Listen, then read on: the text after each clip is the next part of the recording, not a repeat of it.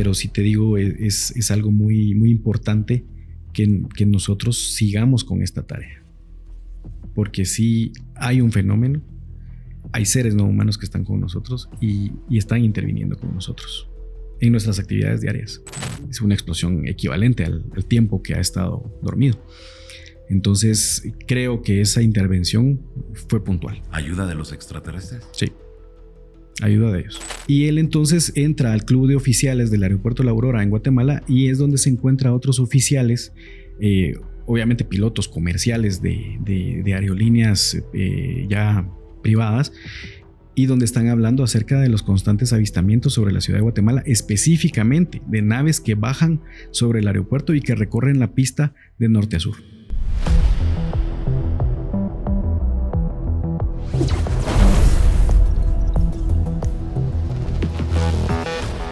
Amigos, un gusto saludarlos. Mi nombre es Johanan Díaz Vargas. Bienvenidos sean ustedes a un episodio nuevo de Encuentros Extraordinarios. En esta ocasión les voy a presentar la casuística ovni, la casuística contactista de Guatemala. Y para ello nos acompaña un reconocido investigador, estudioso, conferencista de aquella parte del mundo, Paulo de León. Quédese porque hay historias increíbles, hay casos que estoy seguro que nos van a llamar mucho la atención y le adelanto solamente uno. ¿Sabía usted que en 1620 una extraña luz se aparecía en un cerro y después de un exorcismo dejó de aparecerse? Esto y más aquí en Encuentros Extraordinarios. Paulo, ¿cómo estás? Qué gusto saludarte. Bienvenido aquí a la Casa de la Insólita Lab. ¿Qué tal, Johanan? Pues es un gusto saludarte también y agradecido porque me hayas convocado para este episodio. Al contrario, muchas gracias, Paulo, por estar aquí con nosotros. Y bueno, ¿quién es Paulo? Para la gente que te mira, para la gente que está aquí en estos momentos. Bueno, Paulo de León, como tú lo dijiste, soy de Guatemala, soy ufólogo, tengo más de 30 años de experiencia en el estudio de los fenómenos no humanos. Y pues bueno, me dedico a la arquitectura, soy maestro arquitecto, pero la pasión por la ufología siempre ha estado como de primera mano. Claro. ¿Qué tanto se investiga en tu país? Porque realmente cuando ya lo visualizamos a lo largo de la historia, hay muy poca información de Guatemala. Pues te quiero contar que somos un gremio muy pequeño en Guatemala, pues creo que no sobrepasamos las 10 personas que estudian el fenómeno, obviamente desde distintos ángulos. Yo lo hago desde el punto de vista de la historia, la actualidad y obviamente pues la difusión. Sin embargo, pues hay personas que están viéndolo desde el punto de vista astronómico, otros lo ven desde el punto de vista de la evidencia propia que se está generando, videos, fotografías, y pues, como te digo, un fenómeno que es cubierto parcialmente en mi país, y al mismo tiempo que esto no ayuda porque la gente es un poco cerrada en este sentido, al no querer contar las experiencias. Los medios de comunicación, ¿cómo abordan el tema? ¿Es de una manera seria, objetiva o, como siempre ha ocurrido, es de mofa, de burla? Estamos en un punto en el que ya vamos dejando la mofa atrás. Sí te quiero comentar que los medios tradicionales en Guatemala, tanto la prensa escrita como la televisión y la radio, ya nos están dando más espacio de debate, espacio de discusión y por sobre todo que nos dan la oportunidad de mostrar las evidencias y contar las historias. Ok. ¿Hay contactados? ¿Hay avistamientos? Mucho a través de redes sociales se habla del volcán de fuego que ustedes tienen y la actividad ovni. Pareciera que hay un vínculo directo entre ambos temas. Sí, tenemos algunos casos. La verdad que la historia ufológica de Guatemala es muy amplia y a eso me he dedicado durante los últimos años, de rescatar toda esa historia, porque sí tenemos de todo. O sea, tú llegas a Guatemala y te enteras de casos de contactismo, casos de abducción, UFO crash. Tenemos también intervenciones con aviones, tenemos visitas de dormitorio. Todo lo que nosotros hablamos en base al fenómeno original de los ovnis y todos sus fenómenos conexos están en Guatemala. Muy bien, platícanos. ¿Qué tanto hay en el aspecto del contactismo? ¿Hay contactados? ¿Hay encuentros? ¿Hay quizá aterrizajes de estos artefactos? Sí, hay dos personas que se me vienen a la mente. Mara Mollinedo, que ella es una señora que cuenta su experiencia desde el punto de vista que ella subió a una nave y que los tripulantes de la nave pues le hicieron ciertas revelaciones.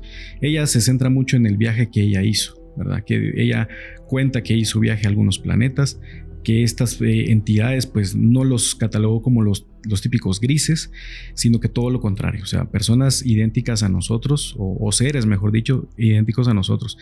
Y en el otro caso, el del señor Rodolfo Castillo Valenzuela, que él es autor de uno de los libros que se llama Yo estuve con ellos, de los libros que pues conforman la escasa literatura ufológica de mi país. Don Rodolfo Castillo tuvo contacto desde muy niño con seres diminutos que lo llegaban a visitar. Más adelante, pues él tenía esa capacidad de hacer invocaciones o percibir que los seres le hacían un llamado. Él salía hacia la azotea de su casa y pues básicamente los seres le permitían ver los objetos, ¿verdad? ¿Qué tanto impacto tuvieron ambos casos en la sociedad guatemalteca? Para la época en que hablaron de esto, porque el caso de Mara es un caso de los años 90, el caso de don Rolando Castillo pues es un caso de los años 70 y 80. Lamentablemente se han quedado en el olvido, a pesar de que ese libro que te cuento de Yo estuve con ellos pues cuenta la historia de las experiencias del señor Castillo Valenzuela y que pues quedó en el olvido como mucha de la literatura ufológica guatemalteca. Claro, en ambos casos, ¿cuál era el mensaje de esos seres? Uno de los mensajes que tuvo específicamente don Rolando Castillo fue el informar acerca de las tragedias venideras. Específicamente se supone o se cree que se tuvo conocimiento del terremoto de 1976, un terremoto que dejó a Guatemala en ruinas y que básicamente pues diezmó a una buena parte de la población en ese tiempo.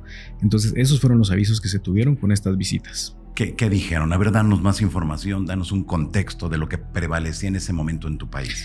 Pues como te lo comento, fue una advertencia la que se dio de parte de estos seres. Se le dijo al señor Castillo de que en algún momento iba a haber una gran tragedia. Esta tragedia iba a ser traducida en un terremoto y que este terremoto iba a afectar las regiones más rurales del área central de Guatemala y que esto pues iba a tener su conteo en muertes y en lesionados. ¿Cuánto tiempo antes le dieron esa información? Eso fue aproximadamente en esa misma década de los 70. ¿En los 70? Sí, y el terremoto fue el 4 de febrero de 1976. Si fue el 4 de febrero de 1976, ¿cuánto tiempo antes le habrán dicho? Aproximadamente unos 6 años antes. 6 años antes sí. ¿Le advirtieron? ¿Le dieron la fecha? Sí. ¿Y le dijeron qué iba a ocurrir? Exacto. ¿Qué hizo con esa información? Él, en ese momento, él era parte de un grupo de ufólogos en Guatemala. Él, en conjunto con el doctor Arturo Abril, médico cirujano. Muy conocido, fíjate, para ustedes que nos miran en estos momentos, fue muy conocido y fue un personaje muy querido por el pueblo mexicano en los debates de Nino Canún en el programa ¿Y usted qué opina? Porque era una persona que te hablaba muy bien, una facilidad de palabra increíble. Sí. Y bueno, ¿y luego? Pues era un contexto así como cultural de don Arturo. Él tenía, pues como ser médico cirujano de la Universidad de San Carlos de Guatemala, la Universidad Estatal de Guatemala, pues tenía mucho conocimiento, pero las experiencias del doctor Abril fueron muy similares. El doctor Abril desde 11 años de edad tuvo contacto con seres que él vio descender de una nave en el área boscosa de Huehuetenango, que es el límite con Chiapas, ¿verdad? Okay, en nuestra frontera oeste. Con Chiapas, México. México, exactamente. Él cuenta esa historia también en su libro, que es básicamente la base del contacto, donde él inicia contando todas las experiencias que él tuvo. En este libro también que él tiene, él traduce varias de las cosas que él pudo conocer por medio de este contacto. Incluso hay una predicción para este año, para 2025, acerca de ciertos desastres. Desgraciadamente no es tan preciso, pero advierte de la fecha del año 2025. El doctor Arturo Abril, pues siendo parte de este grupo, en conjunto con el doctor Oscar Padilla Lara, el licenciado Eduardo Mendoza y Rolando Castillo Valenzuela, pues formaban parte de este grupo que básicamente hacía reuniones regularmente en Guatemala, y era un grupo ufológico que se dedicaba en ese momento a debatir acerca del tema OVNI en Guatemala. Muy bien, a ver, Creo que nos está llamando mucho la atención y la gente que nos mira en estos momentos tiene muchos cuestionamientos sobre dos puntos importantes. A ver, regresemos minutos atrás a lo de este terremoto. Esos seres extraterrestres que vaticinaron el terremoto, ¿de dónde venían? ¿Se sabe? Pues no tenemos los datos certeros de ese contacto. Es muy difuso todavía. Se perdió el caso entonces. Lamentablemente el señor Castillo fallece hace muchos años, él falleció y pues ya no tuvimos mayor información al respecto. Pero algo que es importante también es de que en ese mismo fin de semana, porque el terremoto fue un día miércoles por la madrugada a las 3 de la mañana, ese mismo domingo en toda Guatemala se reportaron bolas de fuego en el cielo. Bolas de fuego. Sí. Pero esto fue antes, durante o después del terremoto. Antes del terremoto, el fin de semana antes. Del terremoto. Ajá. ¿El terremoto en qué día de la semana fue? ¿En domingo? Miércoles a las 3 de la mañana. Es decir, miércoles 3 de la mañana, 4 de febrero, 1976. Sí, correcto. Es martes, lunes, domingo. 3 días antes se aparecieron esas bolas de fuego. Fueron vistas. ¿En dónde? ¿En qué parte? En varios lugares de la República. Específicamente se reportaron más en la costa sur de Guatemala. ¿El epicentro dónde fue? El epicentro fue en la ciudad de Guatemala. ¿Estaríamos hablando como que en el mero centro de tu país? Bueno, ¿O hacia de dónde hecho estaría? fue donde más afectó. Pero el epicentro yo sospecho que debe haber sido en la zona de subducción, que es en la costa sur. O sea que esas esferas o esos objetos o esas luces coincide con el epicentro del terremoto. Correcto. ¿Se sabe cuántas personas hayan fallecido? Uy, yo creo que fueron más de 50,000 personas. Fue algo muy duro para Guatemala. 50,000 personas. Sí, en ese momento la ciudad de Guatemala y muchos lugares de Guatemala estaban construidos las casas que estaban construidas eran de adobe. Sí. Entonces, lamentablemente esto pues aumentó el número de víctimas. ¿De cuál fue la magnitud? ¿Recordarás? Recuerdo que fue 7.6. 7.6. 7.6, 7.4 por ahí. Ajá. Me imagino que con 50,000 personas que fallecieron prácticamente queda devastado. Sí, y eso es lo que obliga a la ciudad de Guatemala también a cambiar sus estatutos de construcción. Ok. Aprendieron. Aprendimos a la mala. Exactamente, como se dice y como ocurrió también en la República Mexicana en 1985, el 19 de septiembre. Sí. Me llama mucho la atención esto, Pablo, y te doy un contexto el por qué me llama la atención, que no sabía que que me ibas a dar ese dato, pero que de verdad me llama mucho la atención. En México, el terremoto del 85, 19 de septiembre, fue vaticinado por extraterrestres 5 años antes. El del 2017, 3 meses antes. El del 2022, 7 meses antes. Y ahora tengo el tuyo, el de Guatemala, pero también tenemos en Perú. Pareciera entonces que estos seres les llama mucho la atención y desean ellos mandar esa información sobre lo que va a venir de esos terremotos. Cuando este contactado recibe esta información, el señor Castillo, ¿la da a conocer? ¿Hay alguna repercusión en la sociedad? Yo te diría que desgraciadamente ese es uno de los puntos débiles de nuestra historia ufológica, porque realmente, te comento también, Johanan, no tenemos un enlace directo con estas personas que te hablo. Estas personas, todos estarán alrededor de los 80 años, si no es que ya fallecieron. Ya. Entonces, yo con la edad que tengo en este momento y que me estoy encargando ya de la investigación OVNI y de toda la historia OVNI de Guatemala, tengo esa dificultad en traer esos relatos y esas historias a la actualidad, porque no tengo una generación previa que me hable de esto. Hay una brecha.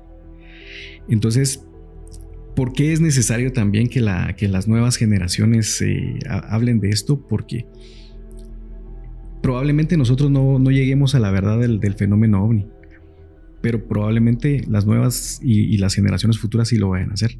Pero yo ahora veo ese problema porque nosotros no tenemos a una persona que tenga ese enlace que nos diga, Paulo, sucedió esto, sucedió el otro, desgraciadamente. Entonces, esa es mi misión ahora, rescatar todas esas vivencias, historias, anécdotas, lo que conforma la historia OVNI de Guatemala. Claro, muy bien.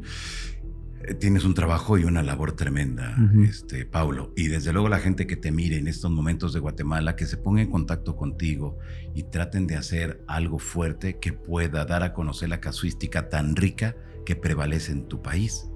Porque no hay mucha información, pero la información que hay ha llamado a lo largo de la historia, bueno, pues la atención. Yo recuerdo que estaban grabando un comercial y apareció un ovni que fue de los primeros objetos voladores anómalos filmados, porque no era video, ni era nada digital, era con el film, eran todo del asunto mecánico. Tuvo una resonancia a nivel planetario. Sí. Tenemos las historias de todas las antiguas culturas que prevalecieron ahí en tu país, sobre todo la maya. Tenemos ahora los avistamientos, es decir, realmente hay mucha casuística en tu país que se tiene que investigar, que se tiene que corroborar la información y que se tiene que divulgar, Pablo. Y ahora te toca a ti, no hay más. Sí. Generar ese interés en la sociedad para que a lo mejor las nuevas generaciones se involucren también en esto. Sí, ese es parte de mi trabajo. Yo creo que ahora no es que nadie me haya asignado el trabajo, pero yo lo estoy... Porque no había nadie. Sí, yo lo estoy haciendo básicamente con el afán de que la sociedad se entere de este fenómeno y que está también en nuestro país. Claro, así es. Bueno, a ver, regresemos otra vez entonces a lo del terremoto. 4 de febrero de 1976 se da un terremoto de magnitud 7.6 que fue vaticinado 6 años antes, es decir, en 1970. Correcto. Se lo dan a un contactado con extraterrestres. ¿Él lo publica en su libro? Pero no, en el libro no está publicado. Únicamente me imagino que solo fue transmitido a nivel oral. ¿No quedó publicado en algún periódico, revista? Por el momento yo no he encontrado algo que nos dé evidencia de eso. ¿Cómo te enteras tú de eso? Yo me entero hablando con historiadores. Porque afortunadamente hay personas que sí han visto el tema desde otras perspectivas, digamos. Sí. O sea, hablan de bolas de fuego, hablan de objetos en el cielo, pero lo ven desde el punto de vista de la historia como el caso de 1620, porque el caso de 1620 no precisamente fueron ufólogos los que lo registran, es el arzobispado de Guatemala quien lo registra. Que se involucró directamente. Que se involucró y que prácticamente pues era la única entidad y autoridad que tenía la posibilidad de hacer esa publicación. Entonces yo ahorita que estoy trayendo estos casos, a eso me estoy dedicando, buscando las referencias bibliográficas y si no, pues por lo menos hablar con historiadores, cronistas, claro, o documentos que hablen acerca del caso paranormal desde otra perspectiva. Claro, y en este caso del terremoto, hablaste con los historiadores, te lo platicaron. Ellos me lo platicaron. ¿Quedó asentado en algún momento que hay algún documento que pueda validar esta información? Sí, hasta el momento no tengo conocimiento. No hay nada. No. Se quedó todo nada más de palabra y de los recuerdos de quienes lo vivieron. De quienes convivieron con este contactado. Muy bien, ¿qué más te dijeron en ese mensaje que recibió este contactado Castillo, de lo que hayas encontrado? Pues realmente su libro se basa en sus vivencias, ¿verdad? El periódico de Guatemala en algún momento le hizo una nota hace no más de 2 años donde hablaban acerca de sus experiencias.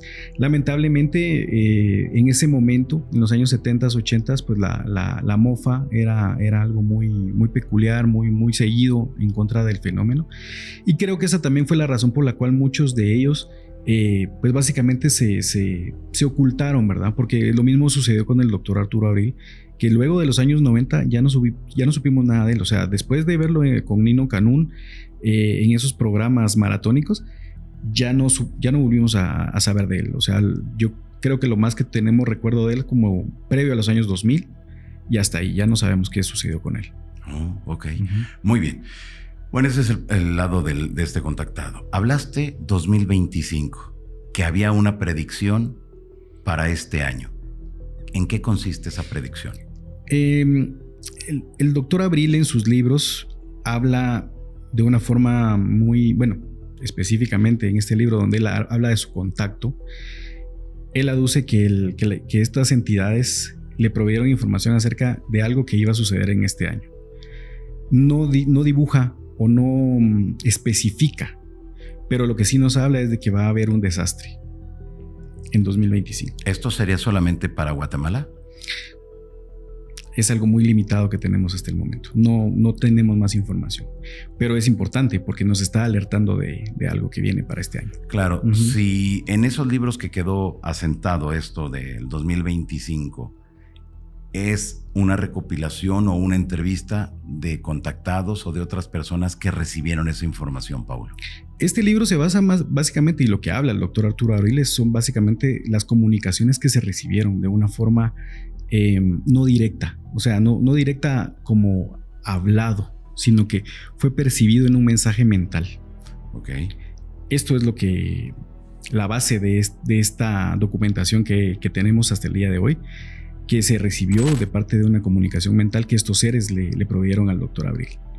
Entonces, creemos que de alguna forma ese contacto que él inició cuando tenía 11 años, allá en la zona boscosa de Huehuetenango, continuó durante muchos años, e incluso el doctor Abril todavía para la oleada de Guatemala de 1988, él fue una de las personas que hace el Congreso de Vida Extraterrestre en Guatemala en 1988, que se llevó a cabo en las instalaciones de la Biblioteca Nacional de Guatemala.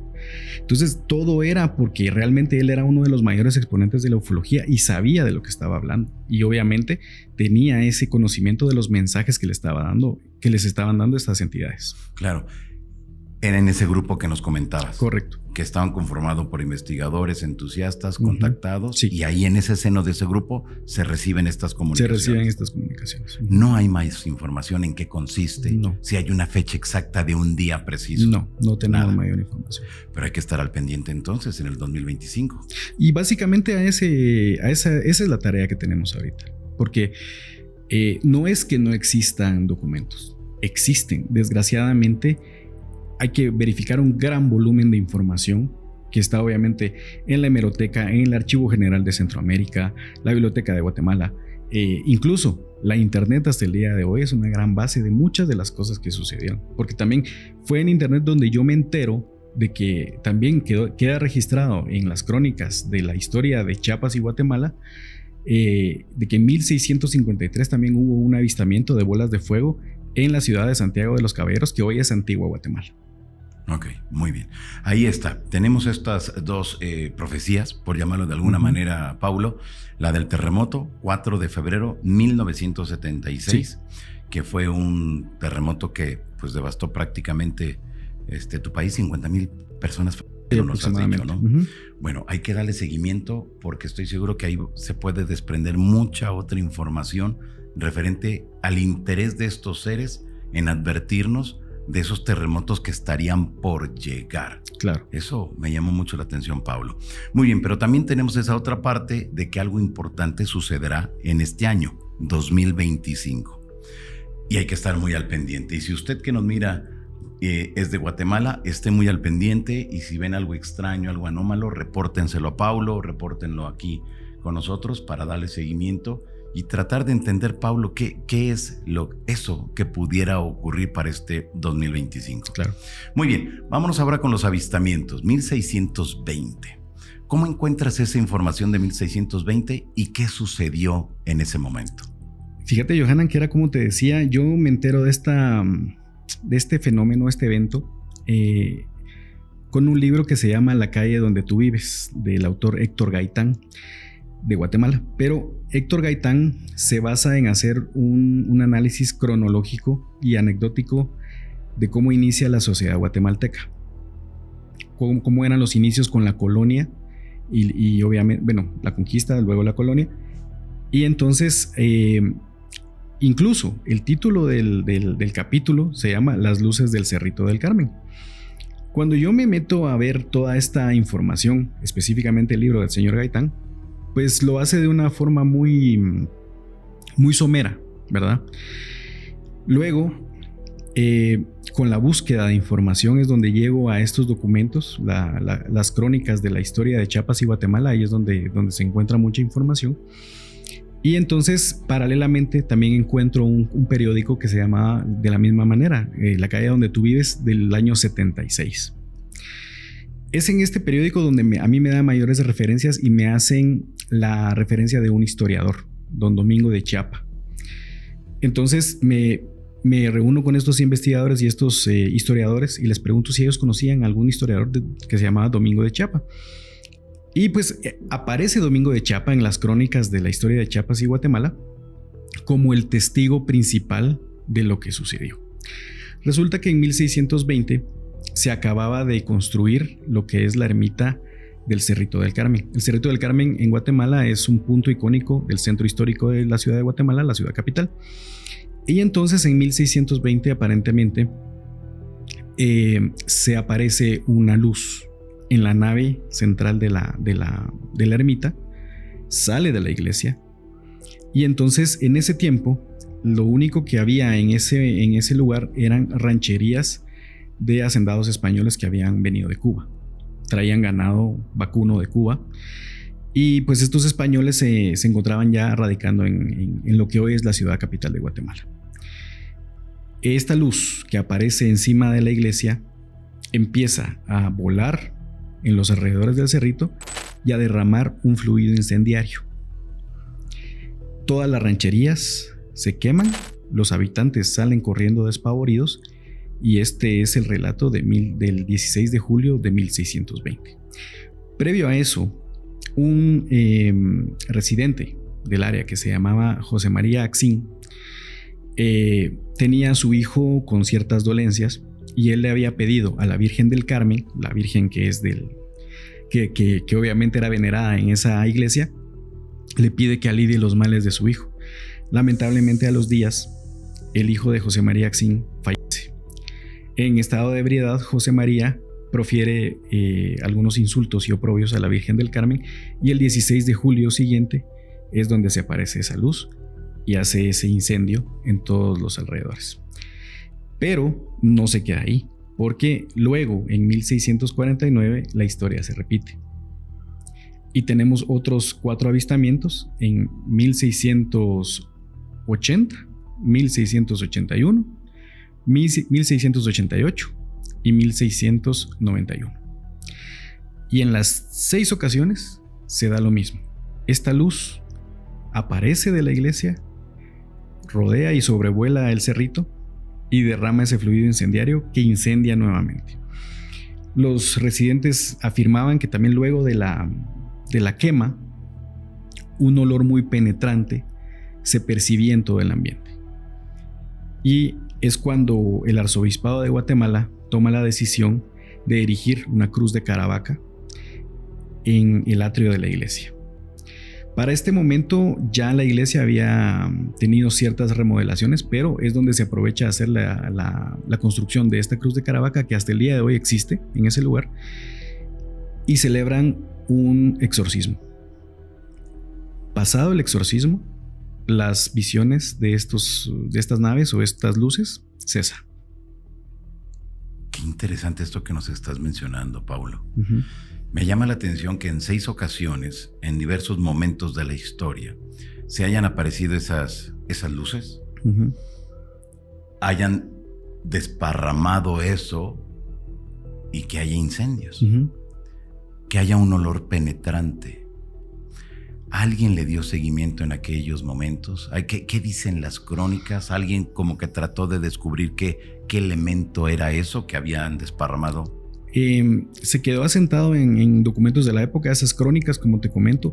Luego la Sociedad Antropológica de Guatemala habla de eso al respecto, pero como te lo digo, no se le da mayor seguimiento. La justificación hacia el fenómeno era un tema demoníaco, era obra del demonio, era un castigo de Dios. Y por eso la lumbre. Exacto, y por eso también la culpa hacia este residente, a José María Axín, porque se suponía que por los oprobios que él había proferido, esto había sucedido.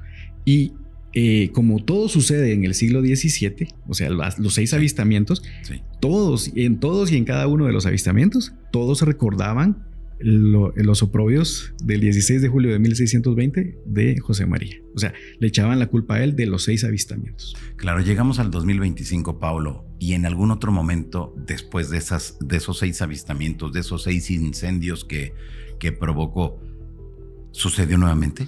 Ya no volvió a suceder. Pero te quiero comentar algo.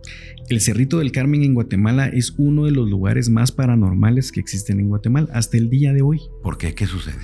Porque también cuando la sociedad guatemalteca empezaba ya a poblar esa área, porque el traslado de la ciudad, te quiero comentar que en ese momento era la ciudad de Antigua Guatemala la capital de Guatemala. Y la capital de Guatemala se traslada en 1773 desde Antigua, lo que hoy es Antigua, sí, a la actual capital. Entonces, en ese momento no habían tantos pobladores cuando fue lo que sucedió. Ya cuando ellos llegan y se empiezan a establecer que ya se hace el traslado entre 1773 y 1776, esa área se empieza a tornar de una forma paranormal por muchas cosas. Fue el sitio donde se hacían las ejecuciones de los que tenían pena de muerte. Ese es otro dato. Otro dato interesante es el tema de que muchas de las leyendas de Guatemala con respecto a entidades o fantasmas o aparecidos se llevan a cabo en el Cerrito del Carmen. Hasta el día de hoy, en los días de Halloween o los días de muertos, se habla acerca de eso en los alrededores, ¿verdad? Todos hacen un tour acerca de las leyendas de Guatemala, ¿verdad? Y siempre ha sido un lugar paranormal.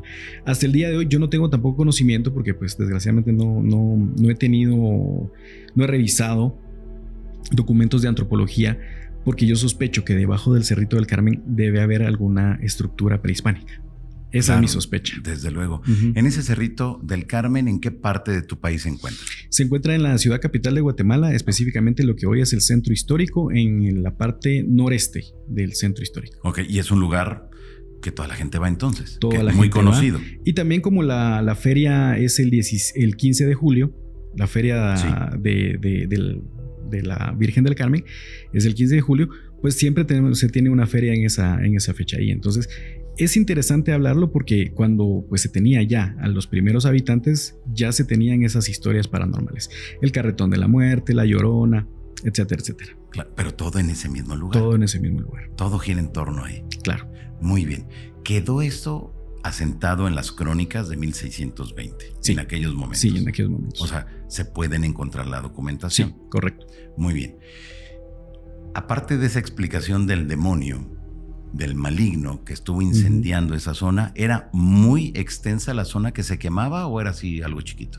Pues hablan de las rancherías, Johanan. O sea, yo me imagino que fueron varias hectáreas lo que afectó el incendio. O sea, no nada más era el cerro. No, o sea, sí fueron varias cosas. Incluso que en el cerro yo creo que no habían residentes. Los residentes estaban hasta la parte de abajo, la parte inferior. Entonces, ahí es donde sospecho que se dieron todos estos fenómenos y obviamente pues todos salían a protegerse cuando sucedió todo esto. Esas crónicas hacen referencia entonces a testigos que vieron cómo esas luces desparramaban algo. Sí.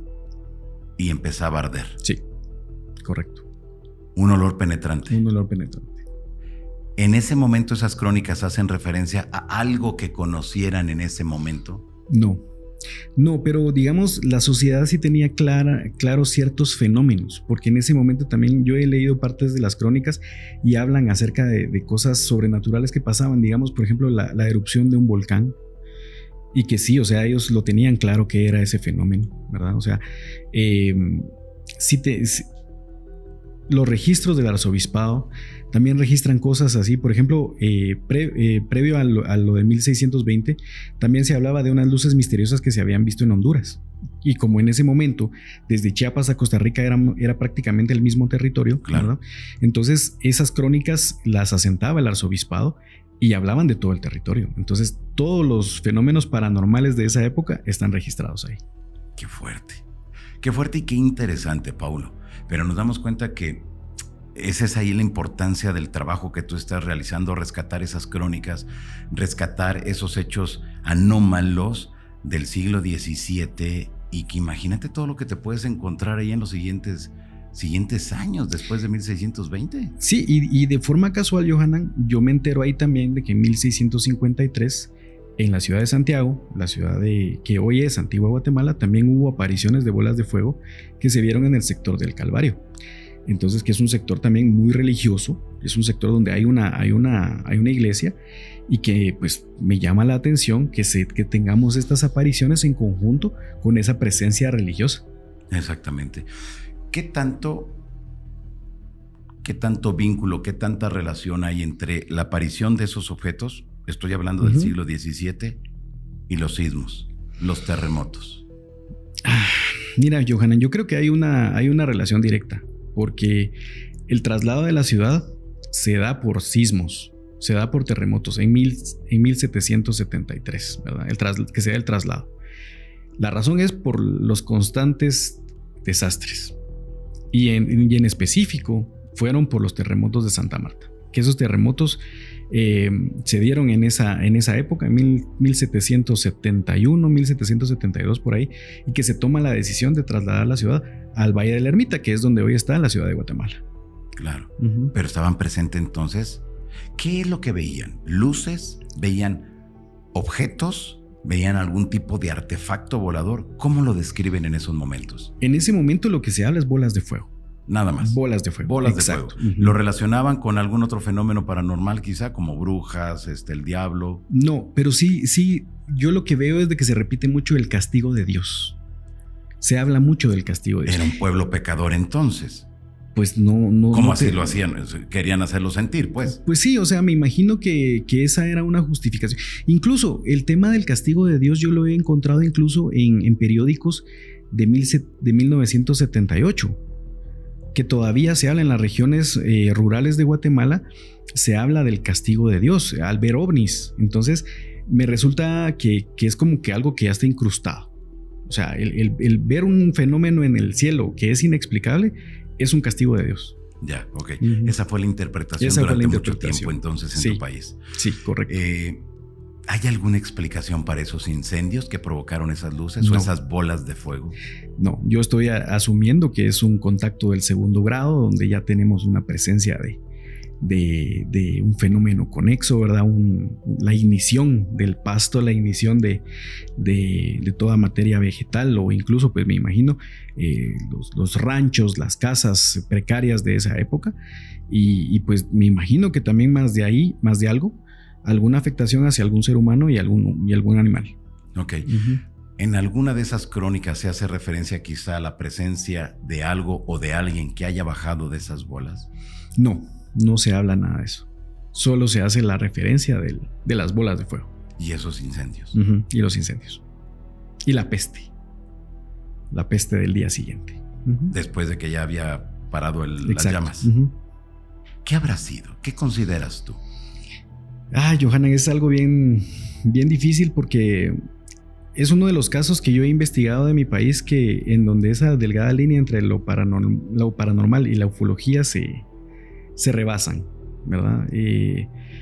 Debe haber alguna explicación, una explicación que tal vez requiriera una razón o una justificación proveniente del arzobispado, tal vez, pero en este caso me quedo hasta ahí. Pero el arzobispado, desde luego, le va a dar una connotación religiosa, sí, ¿no? Correcto. El demonio en contra de los humanos, los pecadores, y eso que dijeron en contra de la Virgen. Exacto. ¿Que esa va a ser la explicación? Esa va a ser la explicación. Pero por parte de la iglesia no hubo una mayor investigación. No. Y hay un archivo del arzobispado en Guatemala que me imagino que ha de tener más información, pero estamos haciendo las gestiones para ingresar. Muy bien. Llegamos a los tiempos modernos y nos damos cuenta que hay el volcán de fuego. Muchos avistamientos y que afortunadamente hay cámaras que lo están monitoreando las 24 horas del día, los 365 días del año. ¿Y qué has encontrado?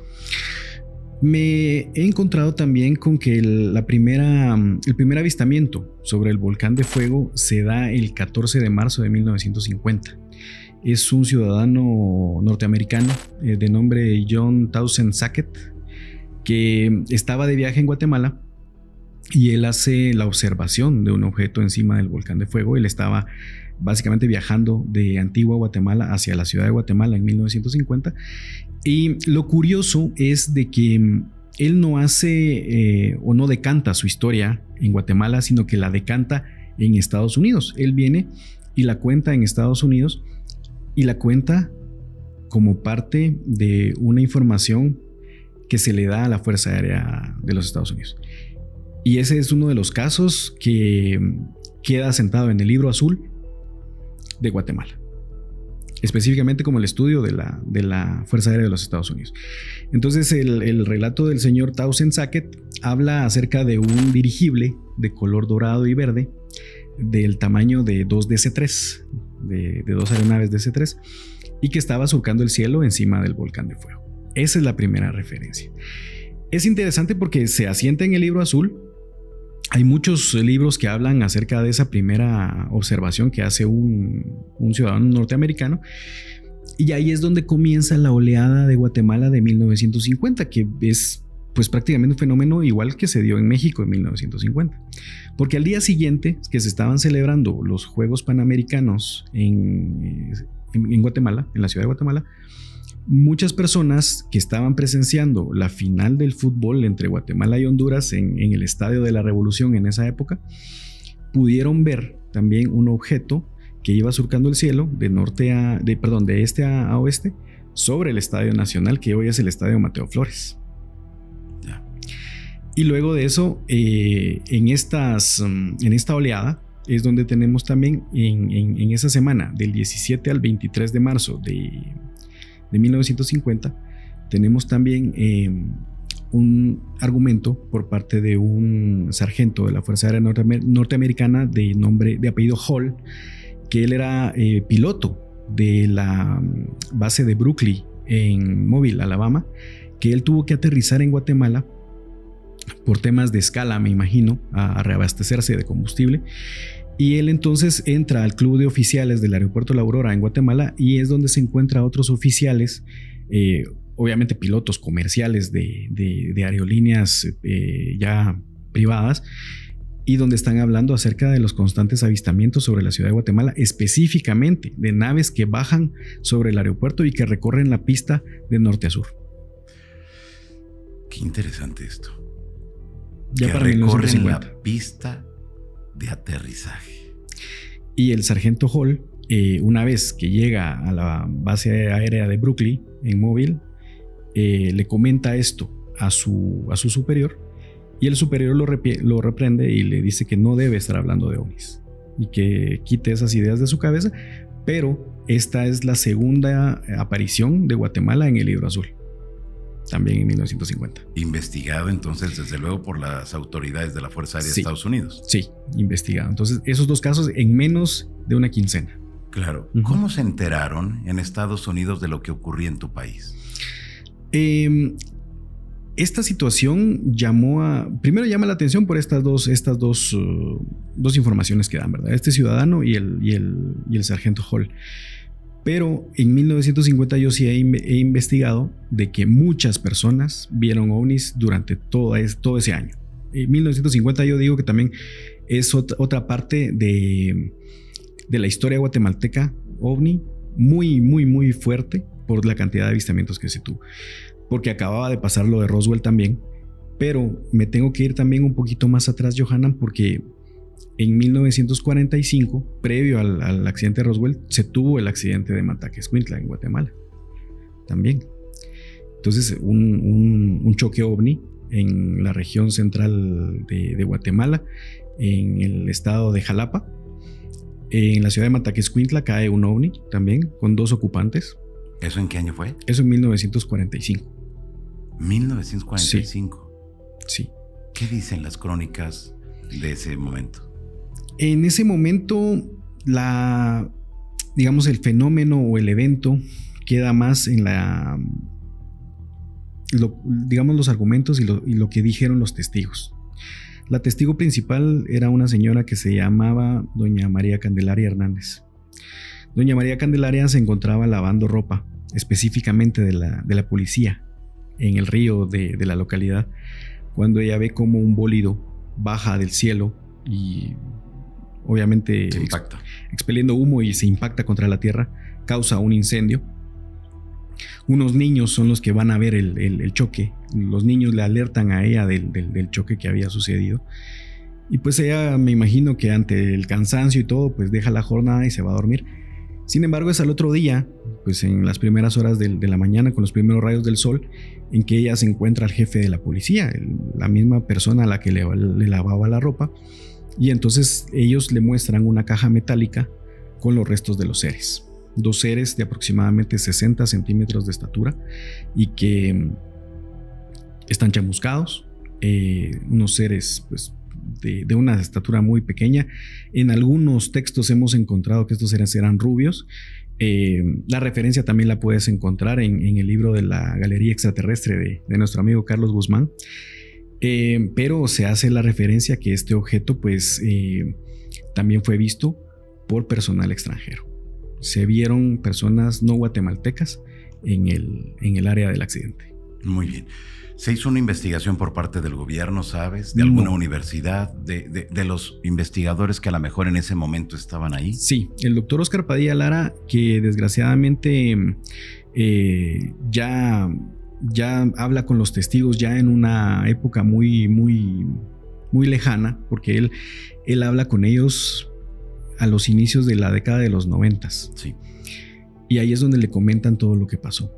La caída del bólido, el incendio, los 2 cuerpos, el personal extranjero.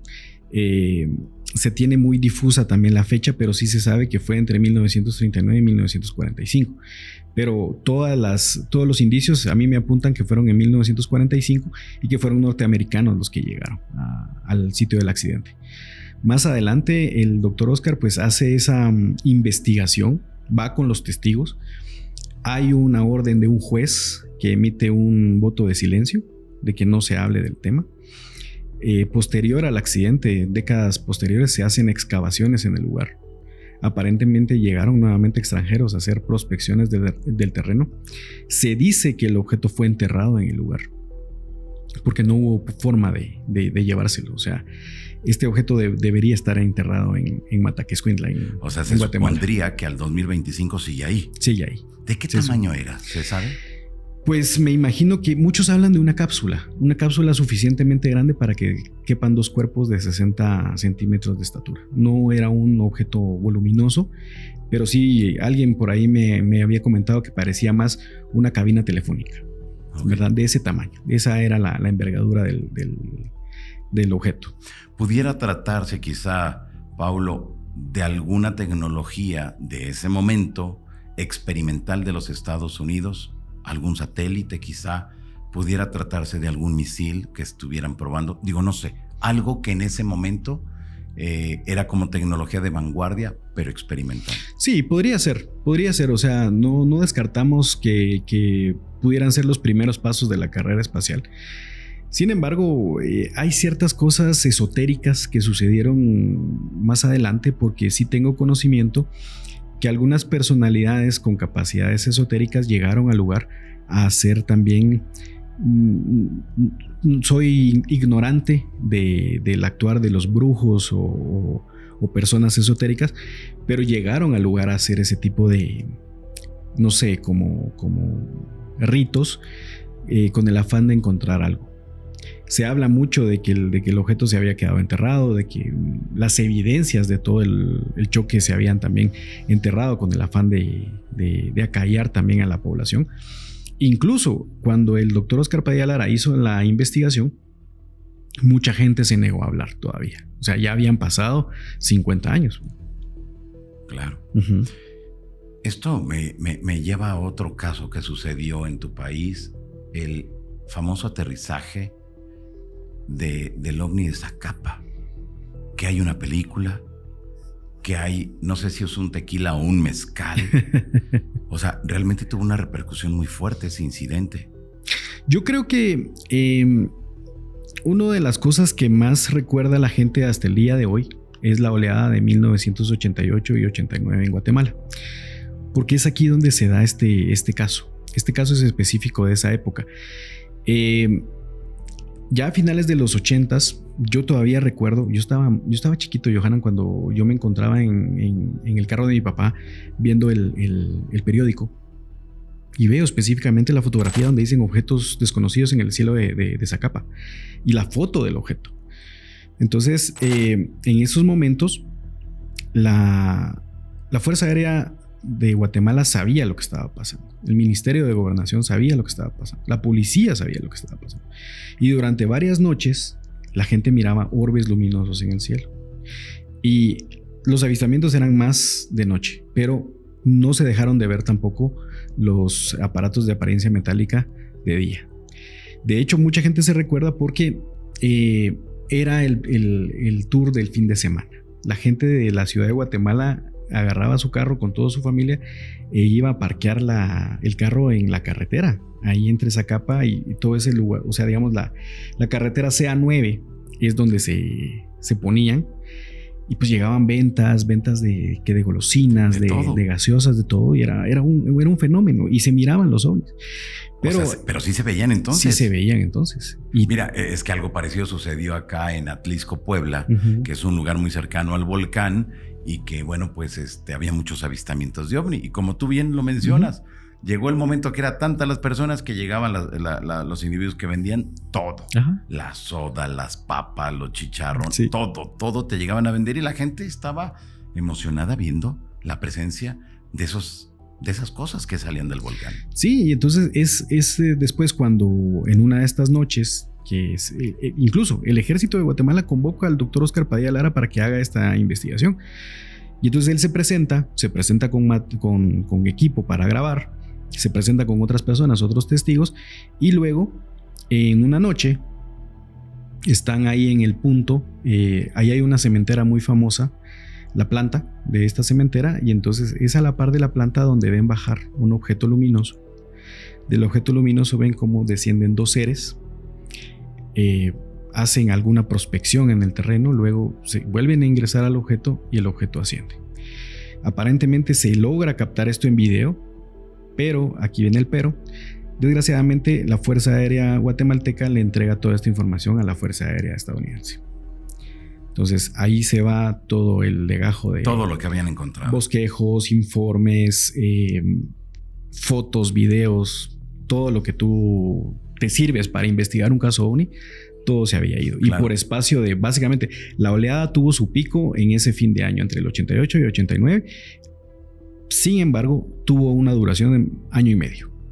¿Se llegó a alguna conclusión, quizá? No. ¿Las autoridades estadounidenses en algún momento les dieron después de leer o estudiar todo eso, analizar la información, algunas conclusiones, quizá? No, lamentablemente no. Y hasta el día de hoy yo he estado haciendo consultas al Ejército de Guatemala. He presentado solicitudes de información pública. ¿Y qué te dicen? Que no tienen ninguna información al respecto. No saben nada. No. Creo que por ahí ocultan la situación, ¿verdad? Creo que ocultan la situación. Yo creo que el Ejército de Guatemala no es consciente de lo vital que es proveer esta información a la ciudadanía.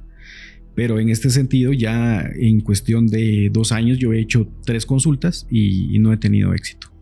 Ya, muy bien. Creo que tu país tiene una casuística muy rica, Paulo, que es digna de que se dé a conocer, que se entere el mundo de lo que han vivido, de lo que han tenido ahí, y que qué bueno que estás haciendo esa labor de divulgación ahora, porque creo que vamos a aprender mucho de esa casuística tan rica que prevalece en tu país. Contactados, avistamientos, estrellamientos, que estoy seguro que muchas de las personas que nos miran en estos momentos no tenían mayor conocimiento de esto que nos estás platicando. Sí, no, y como te digo, todo ha quedado sepultado en el tiempo y obviamente en documentos, porque hasta el día de hoy quiero ponerlo como ejemplo. Por ejemplo, el archivo histórico de la Policía Nacional de Guatemala se descubre por pura casualidad. ¿Cómo que se descubre por casualidad? Porque todo el archivo histórico de la Policía Nacional de Guatemala, la Policía Nacional de Guatemala sufre con los acuerdos de paz una transformación, deja de ser la Policía Nacional para ser la Policía Nacional Civil. Pero los archivos de la Policía Nacional todos esos papeles se encontraban en una bodega degradándose. Y es encontrado de una forma casual. Y entonces yo creo que pasó un incendio y entonces se encuentran los documentos. Entonces, en este momento hay una fundación que se está encargando de hacer esa recolección de todos los documentos, porque, digamos, muchas de las cuestiones de aparición de ovnis se llamaba a la policía. Entonces ahí debe haber información y ese archivo al momento se está rescatando. Pero yo también me imagino que de la misma manera como se iba a perder el archivo de la Policía Nacional, también se perdieron muchos archivos a lo largo de esta historia. Y desgraciadamente ahí yo estoy seguro que llevan casos de ovnis que enriquecían la historia ufológica de Guatemala. Claro. El Cerrito de la Virgen del Carmen, Zacapa, el volcán. Tenemos 3 puntos que nos has comentado muy importante. 3 puntos pareciera altamente energéticos. Y por eso se dan esas manifestaciones tanto del fenómeno ovni como cuestiones paranormales. ¿Qué otro punto de tu país es así tan misterioso? Uy, Johanna, yo te digo que hay algo que a mí me llama la atención porque desde 2016 yo empecé a hacer la georreferenciación de los ataques hacia el ganado en Guatemala. Y desde 2016 yo he contabilizado aproximadamente 22 ataques que han salido en los diarios o han salido en las noticias o que me he enterado por alguna situación. Y te logro comentar, y esa es una primera apreciación que tengo, sí, que los 22 casos que logro documentar, por lo menos el 80% están en la misma línea de la cadena volcánica de Guatemala. Guatemala tiene 32 volcanes, 3 de ellos activos. Los más peligrosos, el volcán Santiaguito, que también ha sido punto de observación de ovnis. Recordemos el famoso ovni de Conred, que ahí también hay una prueba acerca de que no fue solo un objeto, sino que fueron 2. Pero específicamente la cadena volcánica de Guatemala es ese punto de atracción, es ese corredor ovni desde la frontera con México hasta la frontera con El Salvador. Porque también me han mandado muchos videos de esta parte de donde está el volcán Chingo, que es en la frontera de Guatemala y El Salvador, un punto muy caliente de aparición ovni, y así como la frontera con México, ahí en el volcán Tacana. Entonces, es importante que yo creo que hablemos de eso y que lo sigamos discutiendo, porque me llama la atención y esa casualidad, que tengamos esas apariciones y ataques de ganado en esa misma línea. Claro, y en esa misma línea, como tú bien mencionas, son los volcanes, estos ataques de esa que quizá pudiéramos denominarlo, no sé cómo lo denominen ustedes, pero es la entidad biológica anómala o mejor conocida como chupacabras. Correcto. Esos ataques, ¿cuál era la característica? ¿Qué sucedía con los animalitos? Básicamente, yo no sé si esto tendrá también alguna lógica, pero yo creo que los ataques hacia los animales pequeños hay una entidad extraña que tiene la capacidad de volar. Porque sí, yo puedo hacer una diferenciación de 2 tipos de ataques. Uno es de una entidad que tiene la capacidad de volar y puede llegar a cualquier lugar y succionar las de estos seres, perforar sus órganos internos, alimentarse de ellos.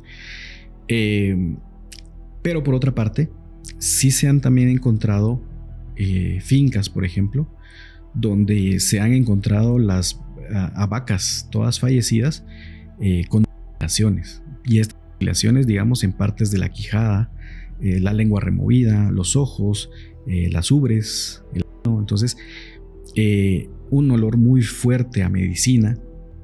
Entonces yo creo diferenciar que aquí hay 2 tipos de ataques, uno de una entidad voladora y otro por parte de un grupo de entidades que vienen con las luces, ¿verdad? Con las luces malignas, como le dicen en algún caso.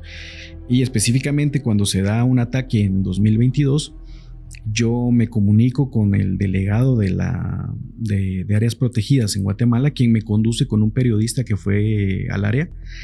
Y entonces este periodista es el que me cuenta que en una sola noche 30 vacas habían sido drenadas totalmente. 30 o sea, cuando vacas. Dices drenadas, les sacaron todas las... Les absorbieron toda la sangre a las 30 vacas. Alrededor encontraron a lo mejor alguna huella, rastros de alguien, ya sea de algún animal o de seres humanos que hayan hecho ese trabajo. No. Incluso el periodista, cuando yo le hice la referencia a que yo era investigador ufológico, soltó una carcajada. O sea, es algo singular a lo que también ya estoy acostumbrado, pero digamos el tema sobrenatural está fuera de la mesa. Pues sí, me imagino. Es alucinante todo lo que nos has contado, Paulo. ¿Por qué consideras que no hay investigadores? ¿Por qué consideras que no hay interés de la sociedad? ¿Por qué consideras que a lo mejor las universidades no se han abocado a darle seguimiento a todo esto? Yo creo, Johanan, que es las potenciales y posibles repercusiones que pueda tener esto. El enfrentarnos a algo desconocido, algo que no va a tener una explicación. Porque nosotros que ya tenemos cuánto tiempo en la investigación y que no hemos podido encontrar por métodos científicos una explicación fehaciente a estos fenómenos, yo creo que es el miedo de la población, el miedo de los escolares, de los académicos, de darse cuenta que ellos no tienen una explicación para esto que está sucediendo. Que si tú hablas con zoólogos y van a ver estos ataques, ellos no van a tener una evidencia de un depredador que es capaz de chuparse la sangre de 30 vacas en una sola noche y quitarles la vida, y que los cuerpos están intactos y que simplemente la sangre desapareció de un momento a otro. Entonces, o que te enfrentes de repente a personas que no saben cómo un hijo desapareció en cuestión de 2 horas, o cómo es que un abducido amanece con señales de que él no era la única persona que estaba en la residencia. Entonces los académicos van a tomarse del pelo en el momento que quieran tomar el tema. Pero bueno, es que yo creo que con toda esa casuística que tienen se puede hacer mucho. Pero también me queda muy claro todo esto que nos has mencionado, ¿no? Que no siempre se quieren involucrar, no hay los recursos económicos para investigar realmente como debería de hacerse, y no solamente en tu país, sino en todo el mundo. La mayoría de la investigación sale del bolsillo de cada una de las personas, y es como en tu caso, que también tú pagas mucho de los viajes y de lo que vas haciendo, de lo que vas encontrando, lo vas pagando tú. Sí, y me enfrento a esa labor donde, por así decirlo, yo ahorita es las situaciones donde hay una montaña de información y es mi deber, básicamente, compilarla, digerirla, separarla, transcribirla y transmitirla, ¿verdad? Claro. ¿Por qué te interesó estos temas? Yo recuerdo que cuando mi papá me habló, yo estaba tal vez de 5 o 6 años, yo le pregunté que cómo se había vivido la llegada del hombre a la luna. Y él me dice, mira, Pau, porque así me dicen todos, me dice, Pau, fue algo muy bonito, pero cortaron la transmisión, me dijo. Y yo creo que Armstrong vio algo en la luna. Y desde ahí... ¿Te intrigó? Me intrigó y seguí adelante, seguí documentándome, y quiero que la gente sepa que no estamos solos. Ya no solo en el universo, sino que en esta tierra. O sea, yo creo que esa es la pregunta más importante. Claro, desde luego, cuando vas encontrando este tipo de avistamientos, esta parte de esos estrellamientos de estos objetos anómalos, de los contactados, cuando te topas con eso, ¿qué piensas? ¿Qué crees? ¿Tratas de darle una respuesta o en qué te quedas?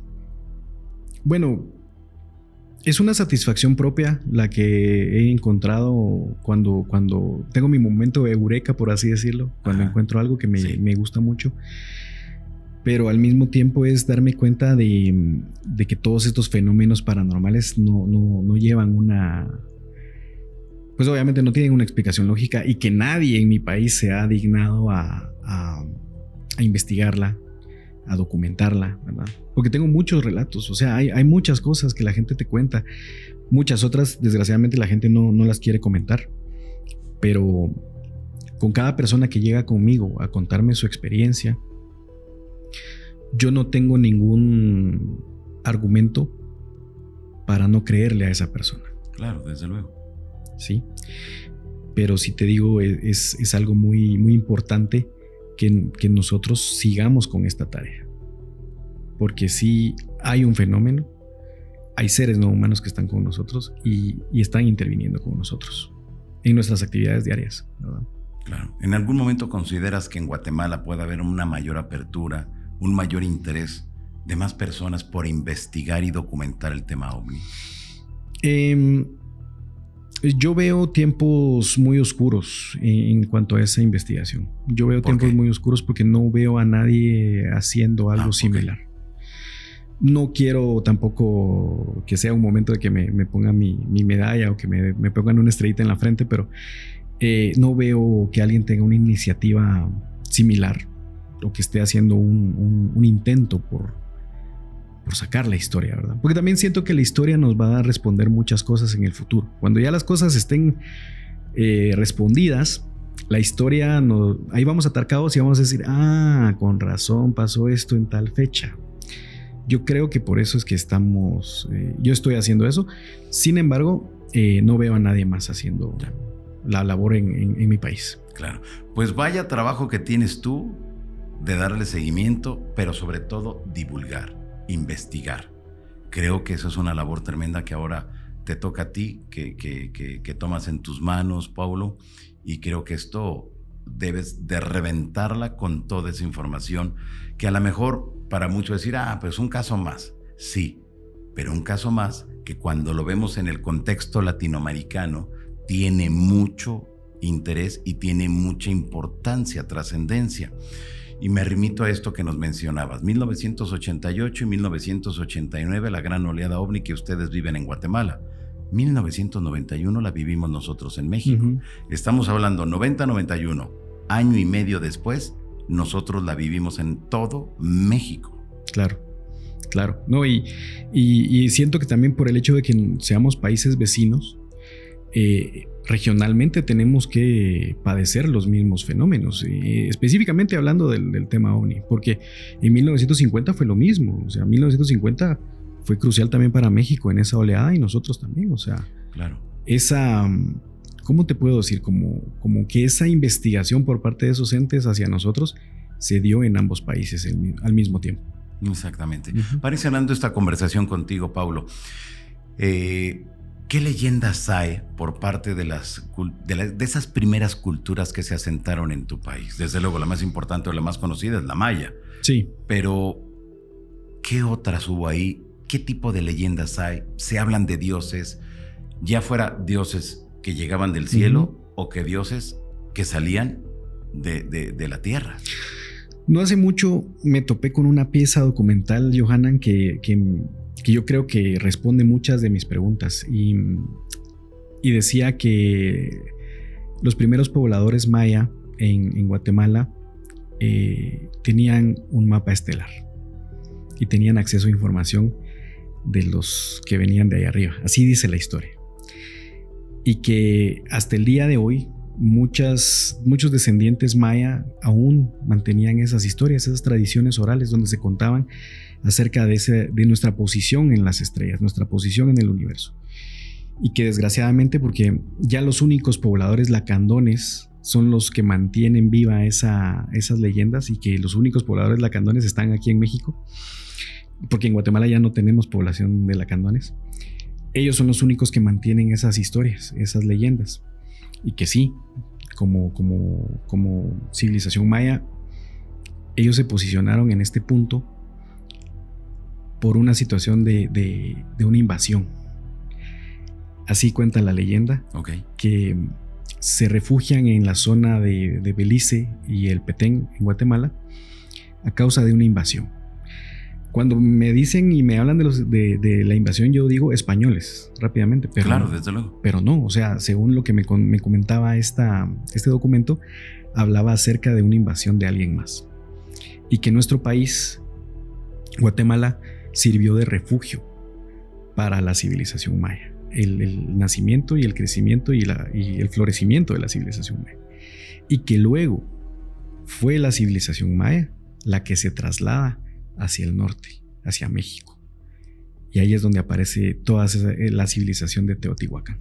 Fíjate nada más. Esa es una pieza que me llena de mucha intriga también. Claro, y nos damos cuenta que en el pasado realmente había una comunicación entre las diversas regiones de Latinoamérica, sí. Lo que ahora conocemos como Latinoamérica, claro. Y que en aquellos entonces había una comunicación, un intercambio comercial, pero también de conocimiento, sí. Paulo. Sí, y este documento que también llega a mí me habla acerca de seres reptilianos, de seres de tez azul. ¿Ah, sí? ¿Qué cuentan? Cuentan acerca de la aparición de este tipo de seres en las selvas guatemaltecas. Pero de piel azul. De piel azul, ajá. A ver, danos más información, más sí, detalles. O sea, de eso. yo estoy todavía sorprendido porque encontré ese documento de una forma, yo te digo también, Johanan, mucha de la información que yo he obtenido ha sido de forma muy casual. Incluso diría yo que de forma dirigida, porque siento que alguien me ha dirigido mucha documentación. Podrá sonar sobrenatural, podrá sonar como Pablo nos está diciendo mentiras, pero no, o sea, muchos documentos me han llegado de una forma sorprendente y específicamente de lo que yo estoy buscando. Y entonces llega este documento donde me habla acerca de la instauración de la civilización maya en Guatemala por parte de los seres de las estrellas, la aparición de seres reptilianos de ojos rojos en la selva guatemalteca, la aparición de seres altos de tez azul que también les dieron mensajes a la población maya. He encontrado también fenómenos, por ejemplo, un caso donde ya estoy hablando más o menos como 2004, cuando van saliendo unos hermanos de una fiesta, acaba de una fiesta común y corriente, ¿verdad? Donde unos 15 años, un casamiento, no sé. Pero ya todos están metiendo las cosas a los camiones y todo, sillas, mesas y todo, cuando de repente aparece un personaje misterioso. Y este personaje misterioso les pide aventón. Y entonces pues los hermanos vienen, se montan en el camión con las cosas y a él lo dejan en la parte de atrás del camión. Y ellos van bordeando ya en zonas urbanas de la ciudad de Guatemala, cuando de repente ven como dos luces bajan sobre la carretera. Y de repente todos los 5 hermanos o 4 hermanos que eran caen en un profundo sueño. En ese momento es que este personaje que iba con sombrero lo ven adentro de una nave. Y lo que es más interesante es que ven el testigo principal, el único que recuerda lo que sucedió, ve cómo a sus hermanos los llevan a diferentes salas dentro de una nave. Al día siguiente, ese es el único recuerdo que él tiene de ver a este personaje del sombrero, ver cómo personas entidades no humanas conducen a sus hermanos a diferentes salas, y él se despierta a la mañana siguiente sobre el volante de su vehículo y sus hermanos están todos despertando. Las cosas están en el camión y el misterioso personaje ya no está ahí. ¿Qué cosas? Sí.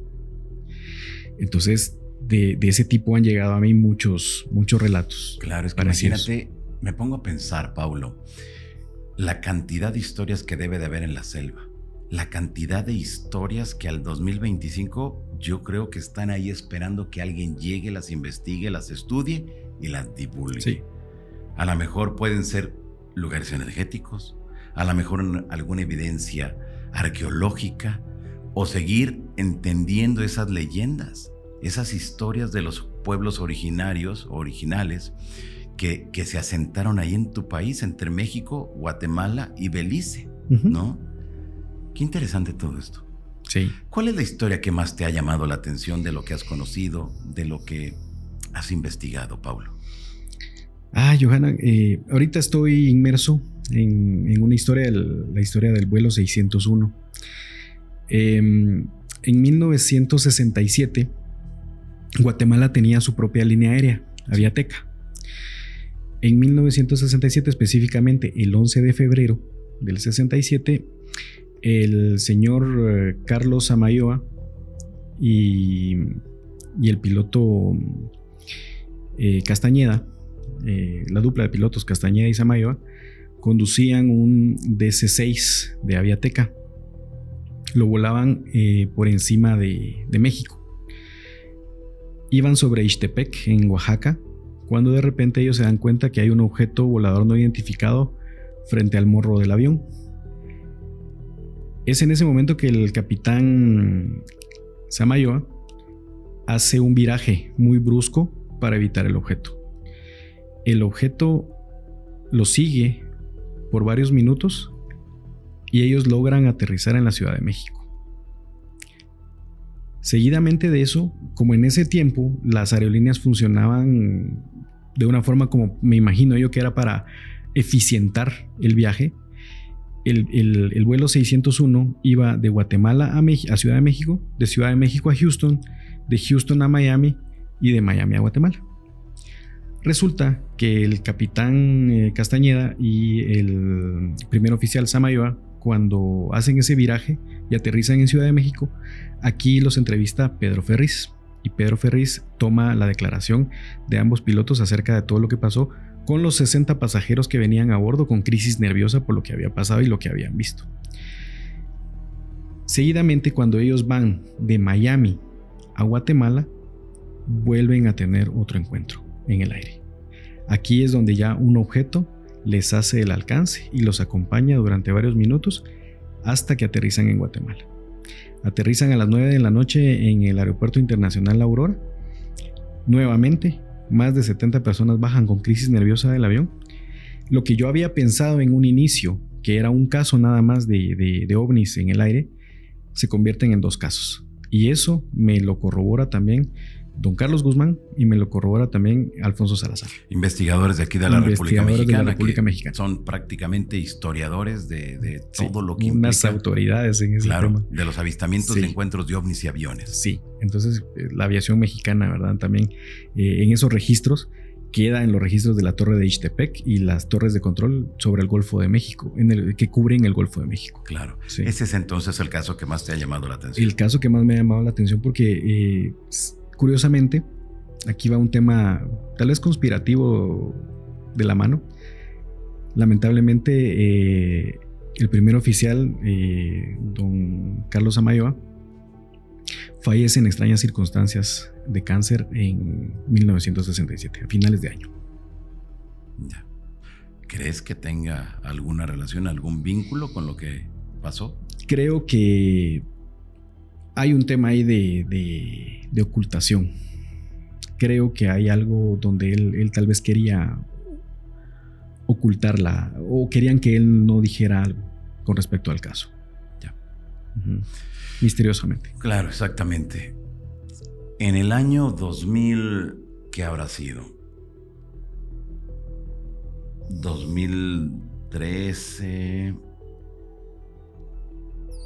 2014-2015 tuve la oportunidad de ir por primera vez a tu país.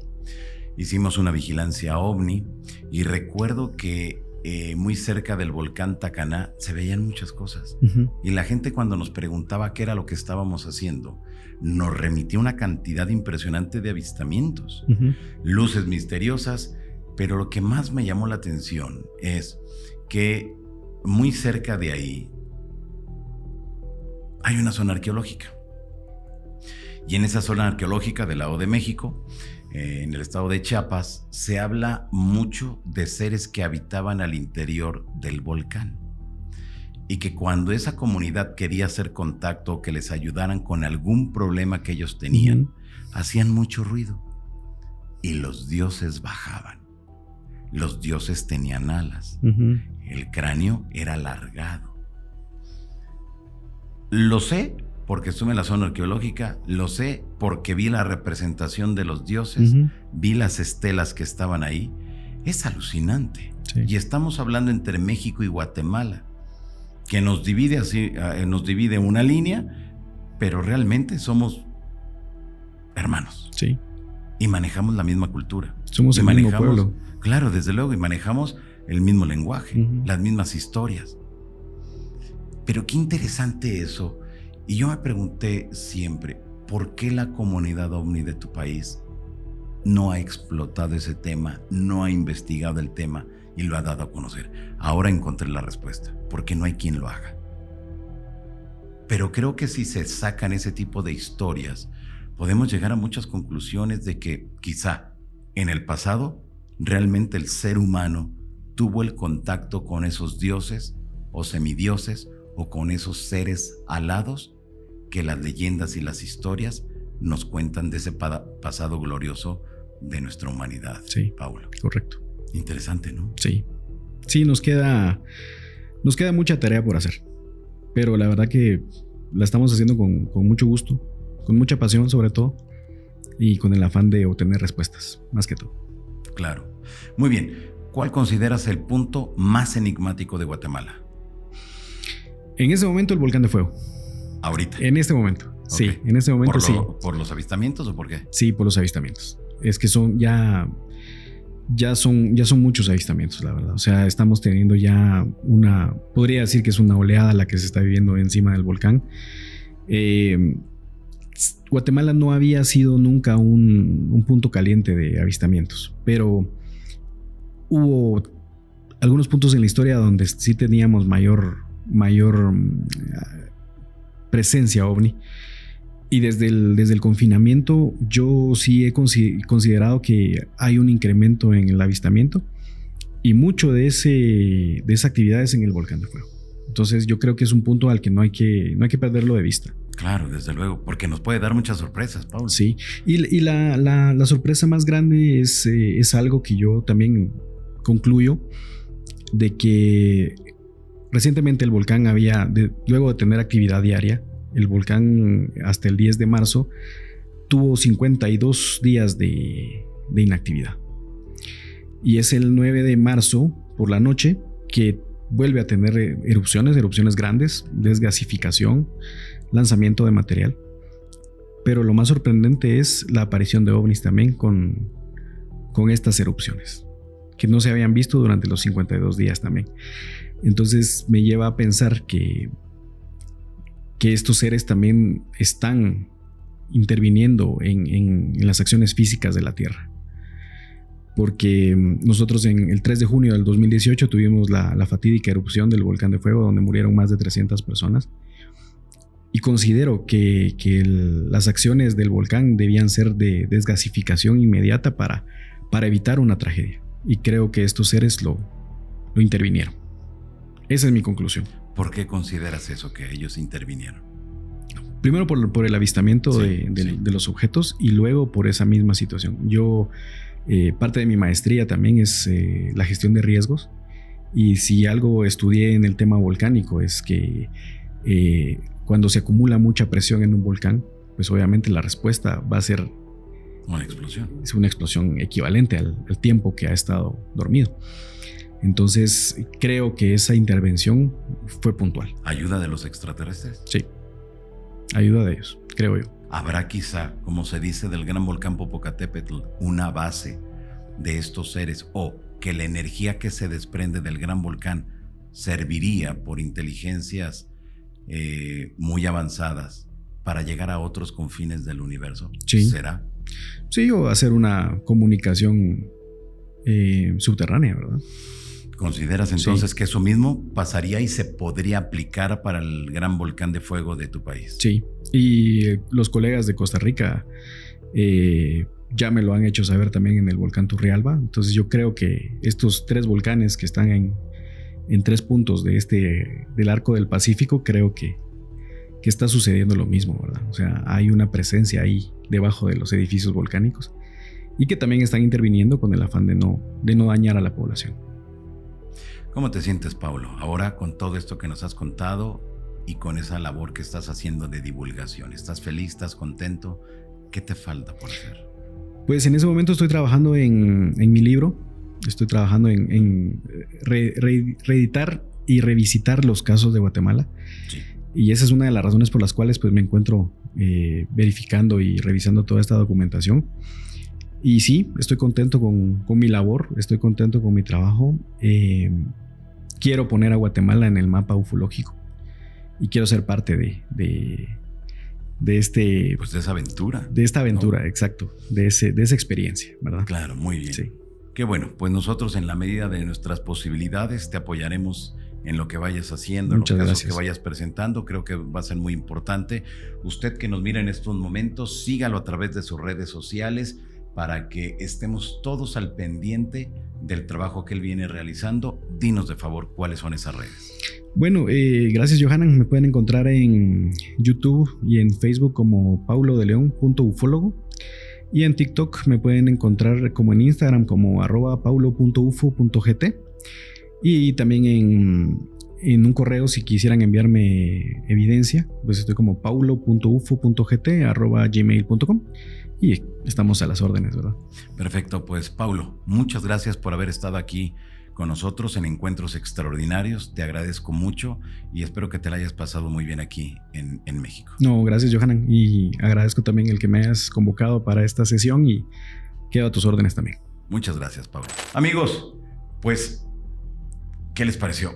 Increíble, increíble toda la casuística que prevalece, que existe, que se está desarrollando en Guatemala, y ahora no resta más que poner mucha atención al trabajo que haga Paulo para informarnos en tiempo real de lo que pueda ocurrir para la siguiente semana, los siguientes meses. Pero no podemos olvidarnos de la casuística histórica. 1620, ese ovni que provocó incendios. No podemos olvidarnos de los avistamientos ovni en las inmediaciones del gran volcán de fuego de Guatemala. No podemos olvidarnos de esta profecía que me voló la cabeza y que seguramente a usted también, de ese terremoto del 4 de febrero de 1976, un terremoto vaticinado a principios de esa década y que se cumplió. Ahora tenemos que darle seguimiento a mucho de esa información que nos ha proporcionado Paulo, y si usted que nos mira en estos momentos también le interesa, busque información, póngase en contacto con nuestro invitado para que en conjunto vayamos conociendo esa casuística tan rica que prevalece, que existe en este país centroamericano. Mi nombre es Johanan Díaz Vargas y les recuerdo que Encuentros Extraordinarios también lo encuentra en Spotify y me encuentran así, como Encuentros Extraordinarios. Así que los invito para que estén muy al pendiente también del Instagram, Encuentros Extraordinarios, de TikTok, Encuentro Extraordinario, así, Encuentro Extraordinario. Son las redes sociales de este podcast. Los invito para que compartan, si le gustó esta entrevista, que lo compartan con aquellas personas que usted considere que también le puede servir de mucho. Muchas gracias, los espero aquí la próxima semana en un nuevo episodio de Encuentros Extraordinarios. Hasta entonces.